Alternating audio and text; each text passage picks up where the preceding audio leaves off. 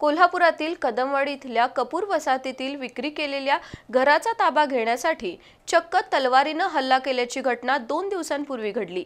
या हल्ल्यात रामचंद्र जानकर गंभीर जखमी झाले। दरम्यान हल्लेखोरांना शाहूपुरी पोलिसांनी अटक केली असून त्यांच्याकडून तलवार, गज, लाकडी दांडा जप्त करण्यात आलाय। या चौघांना न्यायालयानं 2 दिवसांची पोलीस कोठडी सुनावली आहे। कोल्हापुरातील कदमवाडी इथल्या कपूर वसाहतीत रामचंद्र जानकर यांनी अजित खोत यांच्याकडून घर खरेदी केलं होतं। या घराचा ताबा घेण्यासाठी 19 जानेवारीला 4 जणांनी रामचंद्र जानकर यांच्यावर सशस्त्र हल्ला केला होता। या हल्ल्यात जानकर गंभीर जखमी झाले असून त्यांच्यावर रुग्णालयात उपचार सुरू आहेत। दरम्यान या घटनेचं गांभीर्य लक्षात घेऊन शाहूपुरी पोलिसांनी जानकर यांची फिर्याद घेत आदित्य खोत, राहुल एडगे, प्रवीण काळे, सूरज जोंधळे या हल्लेखोरांना अटक केली आहे।